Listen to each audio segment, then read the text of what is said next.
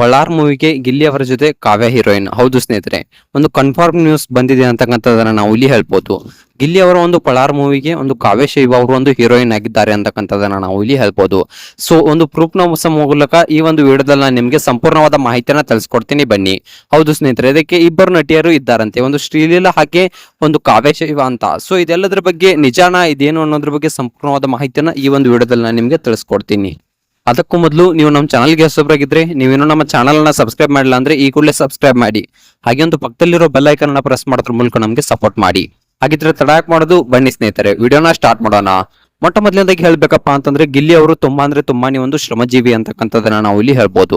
ಯಾಕಪ್ಪ ಅಂತಂದ್ರೆ ಅವರು ಪಟ್ಟ ಪರಿಶ್ರಮ ತುಂಬಾನೇ ಇದೆ. ಯಾಕಪ್ಪ ಅಂತಂದ್ರೆ ಒಂದು ಬಿಗ್ ಬಾಸ್ಗೆ ಬರ್ಬೇಕಪ್ಪ ಅಂತಂದ್ರೆ ತುಂಬಾನೇ ಒಂದು ಕಷ್ಟವನ್ನ ಗಿಲ್ಲಿ ಅವರು ಪಟ್ಟಿದ್ದಾರೆ. ಸೊ ಒಂದು ಶ್ರಮಜೀವಿ ಅನ್ನೋದನ್ನ ನಾವು ಇಲ್ಲಿ ಹೇಳ್ಬೋದು. ಮೊಟ್ಟ ಮೊದಲನೇದಾಗಿ ಒಂದು ಗಾರೆ ಕೆಲಸವನ್ನ ಮಾಡ್ತಾ ಇದ್ರು. ಅದಾದ ನಂತರ ಸೊ ಒಂದು ಯೂಟ್ಯೂಬ್ ಫೀಲ್ಡ್ಗೆ ಒಂದಿಷ್ಟು ಶಾರ್ಟ್ಸ್ ಗಳನ್ನ ಮಾಡೋಕೆ ಸ್ಟಾರ್ಟ್ ಮಾಡಿದ್ರು. ಅದಾದ ನಂತರ ಕೆಲವೊಂದಿಷ್ಟು ಶಾರ್ಟ್ ಫಿಲ್ಮ್ ಗಳನ್ನ ಮಾಡೋಕೆ ಸ್ಟಾರ್ಟ್ ಮಾಡಿದ್ರು. ಶಾರ್ಟ್ ಫಿಲ್ಮ್ ನಲ್ಲಿ ತುಂಬಾ ಚೆನ್ನಾಗಿ ಒಂದು ಆಕ್ಟ್ ಗಳನ್ನ ಮಾಡ್ತಾ ಬಂದ್ರು. ಅದಾದ ನಂತರ ತುಂಬಾನೇ ಪ್ರಶಂಸೆಗಳು ಇವರಿಗೆ ಸಿಗ್ತಾ ಬಂದ್ವು. ಆಗ ಇವ್ರಿಗೆ ಸಿಕ್ಕ ಪ್ರಶಂಸೆಗಳು ಮತ್ತು ಹಾರೈಕೆಗಳನ್ನ ನೋಡಿ ಗಿಲ್ಲಿ ಅವರು ಇನ್ನಷ್ಟು ಒಂದು ವಿಡಿಯೋಸ್ ಗಳನ್ನ ಮಾಡೋಕೆ ಅದು ಕಾರಣವಾಯಿತು. ಗಿಲ್ಲಿ ಅವರು ತಾವು ಇನ್ನಷ್ಟು ವಿಡಿಯೋಗಳನ್ನ ಮಾಡೋಕೆ ಸ್ಟಾರ್ಟ್ ಮಾಡಿದ್ರು. ಸೊ ನನ್ನಿಂದ ಜನ ನಗ್ತಾ ಇದ್ದಾರೆ, ನನ್ನ ಜನ ಇಷ್ಟಪಡ್ತಿದ್ದಾರೆ ಅಂತ ಹೇಳ್ಬಿಟ್ಟು ಸೊ ಇನ್ನಷ್ಟು ವಿಡಿಯೋಸ್ ಗಳನ್ನ ಹೆಚ್ಚು ವಿಡಿಯೋಸ್ ಗಳನ್ನ ಮಾಡೋಕೆ ಗಿಲ್ಲಿ ಅವರು ಸ್ಟಾರ್ಟ್ ಮಾಡಿದ್ರು. ತುಂಬಾನೇ ಕಮೆಂಟ್ ಗಳು ಬರೋಕೆ ಸ್ಟಾರ್ಟ್ ಆದ್ವು, ತುಂಬಾ ಚೆನ್ನಾಗಿ ಮಾಡ್ತೀರಾ, ಸೊ ನಿಲ್ಲಿಸಬೇಡಿ ನಿಮ್ಮ ಒಂದು ವಿಡಿಯೋಸ್ ಗಳನ್ನ ಅನ್ನೋ ಕಮೆಂಟ್ ಗಳನ್ನ ಗಿಲ್ಲಿ ಅವರಿಗೆ ಒಂದು ಕಮೆಂಟ್ಸ್ ಗಳನ್ನ ಅಭಿಮಾನಿಗಳು ಮಾಡೋಕೆ ಸ್ಟಾರ್ಟ್ ಮಾಡಿದ್ರು. ಅದಾದ ನಂತರ ಗಿಲ್ಲಿ ಅವರು ಇನ್ನಷ್ಟು ಹೆಚ್ಚು ವಿಡಿಯೋಸ್ ಗಳನ್ನ ಅಪ್ಲೋಡ್ ಮಾಡೋಕೆ ಸ್ಟಾರ್ಟ್ ಮಾಡಿದ್ರು. ಅದಾದ ಮೇಲೆ ಏನಾಯ್ತಪ್ಪ ಅಂತಂದ್ರೆ, ಗಿಲ್ಲಿ ಅವರು ಒಂದು ರಿಯಾಲಿಟಿ ಶೋಗಳಿಗೆ ಬರೋಕೆ ಸ್ಟಾರ್ಟ್ ಮಾಡಿದ್ರು. ಕಾಮಿಡಿ ಕಿಲಾಡಿಗಳಾಗಿರ್ಬೋದು, ಸೊ ಇನ್ನೂ ಹಲವಾರು ಒಂದು ರಿಯಾಲಿಟಿ ಶೋಗಳಿಗೆ ಗಿಲ್ಲಿ ಅವರು ಬರೋಕೆ ಸ್ಟಾರ್ಟ್ ಮಾಡಿದ್ರು.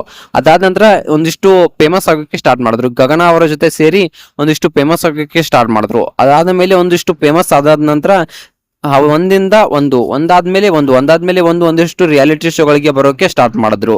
ಅದಾದ ಮೇಲೆ ಒಂದು ಗಿಲ್ಲಿ ಅವರಿಗೆ ಬಿಗ್ ಬಾಸ್ ಆಫರ್ ಬಂತು. ಬಿಗ್ ಬಾಸ್ ಸೀಸನ್ 12 ನಲ್ಲಿ ಒಂದು ಆಫರ್ ಬಂದ ತಕ್ಷಣ ಗಿಲ್ಲಿ ಅವರು ಒಂದು ಬಿಗ್ ಬಾಸ್ ಸೀಸನ್ 12 ಗೆ ಹೋದ್ರು. ಅಲ್ಲಿ ಕಾವ್ಯ ಶೈವ ಅವರ ಪರಿಚಯ ಕೂಡ ಆಯ್ತು. ಸೊ ಇವರಿಬ್ಬರ ನಡುವೆ ಪ್ರೀತಿ ಇದೆ, ಪ್ರೇಮ ಇದೆ ಅಂತಕ್ಕಂಥ ಸುದ್ದಿಗಳು ತುಂಬಾನೇ ಈಗಲೂ ಕೂಡ ಹರಡ್ತಾ ಇವೆ. ಸೊ ಇವರಿಬ್ರು ಆದಷ್ಟು ಬೇಗ ಮದುವೆ ಆಗಲಿ ಅನ್ನೋದು ಹಲವಾರು ಅಭಿಮಾನಿಗಳ ಒಂದು ಆಸೆ ಆಗಿದೆ. ಇವರಿಬ್ರು ಆದಷ್ಟು ಬೇಗ ಮದುವೆ ಆಗ್ಬೇಕು ಅನ್ನೋ ಒಂದು ಯೋಚನೆಯಿಂದ ಹಲವಾರು ಅಭಿಮಾನಿಗಳು ದೇವರಿಗೆ ಒಂದು ಪ್ರಾರ್ಥನೆಯನ್ನ ಮಾಡ್ತಾ ಇದ್ದಾರೆ, ದೇವರಲ್ಲಿ ಬೇಡ್ಕೊಳ್ತಾ ಇದ್ದಾರೆ. ಹಲವಾರು ಅಭಿಮಾನಿಗಳು ತುಂಬಾನೇ ಇವ್ರ ಮೇಲೆ ಒಂದು ಪ್ರೀತಿಯನ್ನ ಇಟ್ಟಿದ್ದಾರೆ. ಇನ್ನು ನೋಡ್ಬೇಕಪ್ಪ ಅಂತಂದ್ರೆ ಕಾವ್ಯ ಶೈವ ಅವರ ಮೇಲೆ ಕೂಡ ತುಂಬಾನೇ ಪ್ರೀತಿ ಇದೆ ಅಭಿಮಾನಿಗಳಿಗೆ.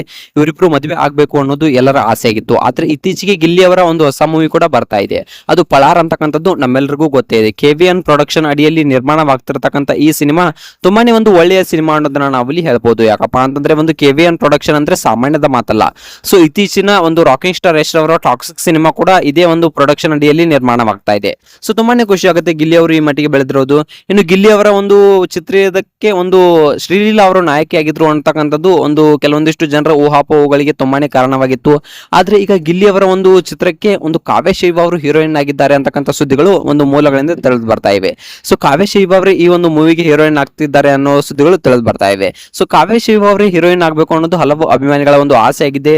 ಸೊ ಒಂದು ಕಾವ್ಯ ಶೈವ ಅವರು ಹೀರೋಯಿನ್ ಆಗ್ಬೇಕಾ ಅಥವಾ ಶ್ರೀಲೀಲಾ ಅವರೇ ಹೀರೋಯಿನ್ ಇದ್ರೆ ಚೆನ್ನಾಗಿರುತ್ತಾ? ಇದ್ರ ಬಗ್ಗೆ ನಿಮ್ಗೆ ಏನಿಸ್ತಾ ಅನ್ನೋದ್ರ ಕಮೆಂಟ್ ಮಾಡಿ.